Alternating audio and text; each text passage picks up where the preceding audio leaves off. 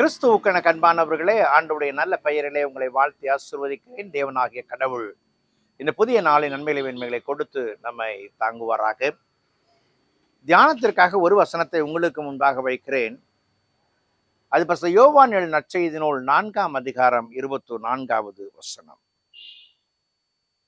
தேவன் ஆவியாயிருக்கிறார், அவரை தொழுது கொள்ளும் ஆவியோடும் உண்மையோடும் அவரை தொழுது கொள்ள வேண்டும் என்றார்.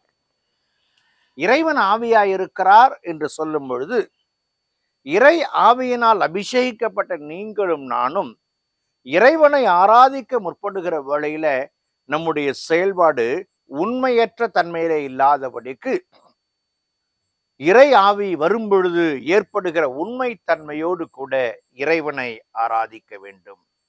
அன்புக்குரிய விசுவாசிகளே, ஆராதனைக்கு செல்லுகிறேன் என்று செல்லும் பொழுது நம்முடைய மகிழ்ச்சி அதிகம்தான். ஆனால் அதுல எந்த அளவுக்கு உண்மை அடங்கி இருக்கிறது? என் ஆண்டவருடைய தனித்தன்மைகளை உள்ளடக்கியவனாக, அந்த தனித்தன்மைகளை பெற்றவனாக என்னுடைய செயல்பாடு இருக்கிறதா? நான் ஆவியோடும் உண்மையோடும் என்று சொல்லும் பொழுது என்னுடைய வாழ்க்கை இறைவனோடு ஐக்கியப்பட்ட நிலை காணப்படுகிறது.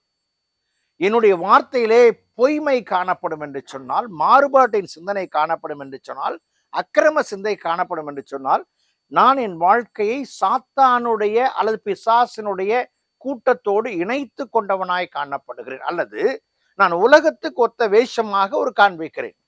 உண்மையின் சாரங்களை நான் வெளிக்காட்டாதபடிக்கு என் வாழ்வு நிலை மாறிவிடுகிறது.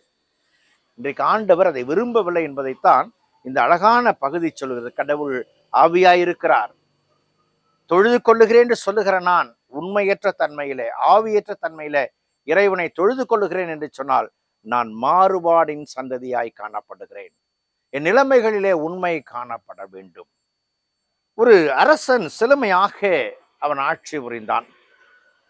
அவனுடைய எல்லா நிலைகளும் உயர்ந்து காணப்பட்டான். அவனிடத்துல ஒரு நாள் செல்வம் அவனோடு பேச ஆரம்பித்தது. இவனுக்கு அதிகமாக செல்வம் சேர்ந்திருக்கிறது, ஆகவே செல்வம் பேச ஆரம்பித்தது. இந்த செல்வம் சொன்னது, நான் உன்னோடு இனி இருக்க விரும்பவில்லை, நான் வெளியே போகிறேன் என்று சொல்லி. அவன் யோசித்து பார்த்தான், இருக்கலாமேன்னு சொல்லி பார்த்தான். இல்லை, நான் போறேன். சரி, போயிட்டு வான்னு விட்டான். அதுக்கு அடுத்து அவனிடத்துல ஒரு நல்ல கேரக்டர் இருந்தது. என்னன்னாக்க, கிவிங் நேச்சர், ஈகை. யார் எதை கேட்டாலும் அவனுக்கு கொடுக்கிற ஒரு பண்பு அவனிடத்துல இருந்தது. அப்போ அந்த பண்பு அவனை பார்த்து சொன்னது, செல்வம் இல்லாத இடத்துல எனக்கு வேலை இல்லை. நீ கொடுக்க வேண்டும் என்று சொன்னால் செல்வம் இருக்க வேண்டும், ஆனால் செல்வம் போய்விட்டது. இப்பொழுது என்னை வைத்துக் கொண்டு என்ன செய்ய போகிறாய்? ஆகவே நானும் போகிறேன் என்று சொன்னது. அவன் மகிழ்ச்சியோடு, வேறு வழி இல்லை, உண்மைதான், நீ போ என்று சொல்லி விட்டான். இப்பொழுது அவனிடத்துல செல்வமும் போய்விட்டது, ஈகை குணமும் போய்விட்டது. அடுத்து உண்மை, அவனிடத்துல இருக்கிற உண்மை தன்மை அவனோடு பேச ஆரம்பித்தது. ராஜா, செல்வம் போயிட்டாரு, ஈகை போயிடுச்சு, நான் மட்டும் இருந்து என்ன பண்ண போறேன் உன்னுகிட்ட? ஆகவே நானும் போகிறேன் என்று சொன்னான். அப்பொழுது அந்த ராஜா சொன்னான், நான் உன்னை விட மாட்டேன். செல்வத்தை சம்பாதித்து விடுவேன், ஈகை குணத்தை நான் பெற்றுக்கொள்ளுவேன், ஆனால் உண்மையை இழந்து விட்டேன் என்று சொன்னால் ஒருவரும் என்னை மதிக்க மாட்டார்கள். ஆகவே உன்னை விடமாட்டேன், நீ என்னோடு கூட தான் இருக்க வேண்டும் என்று சொன்னார். அன்புக்குரியவர்களே, இதைத்தான் ஆண்டவரும் ஆசிக்கிறார் நம்மிடத்துல.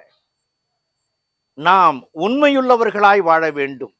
அந்த உண்மை தன்மையோடு கூட இறை பிரசன்னத்தை நாம் உணரும் பொழுது இறைவனுடைய நாமத்தை அதிகமாய் மகிமைப்படுத்த முடியும். எப்பொழுது உண்மையை அனுமதிக்கவில்லையோ வெளியே போவதற்கு அவனுடைய செல்வமும் வந்தது, ஈகை குணமும் வந்தது. இன்றைக்கு நாம் உண்மையோடு ஆராதிப்போம் என்று சொன்னால் இறைவன் நம்மிலே மகிமைப்படுவார். இறைவனை நம் வாழ்க்கையில வார்த்தையிலே காட்ட முடியும். அந்த நிலைக்கு நாம் அர்ப்பணிப்போம். கடவுள் ஆசீர்வதிப்பார். ஜெபம் செய்வோம். கிருபை நிறைந்த நாள் ஆண்டவரே, இந்த நாளுக்காய் இந்த விளைக்காய் நன்றி செலுத்துகிறோம். திருக்கரங்களை ஒப்புக் கொடுக்கிறோம். எங்களை அழைத்தவர் உண்மையுள்ளவராய் இருக்கிறது போல நாங்களும் உம்மை தொழுது கொள்ளும் பொழுது, ஆராதிக்கும் பொழுது உண்மையுள்ள பிள்ளைகளாய் தொழுது கொள்ள உதவி செய்யும். உடைய கிருபையால் நிரப்பும். இயேசுவின் ஜெபிக்கிறோம், ஜெபக்குள்ள பிதாவே, ஆமென்.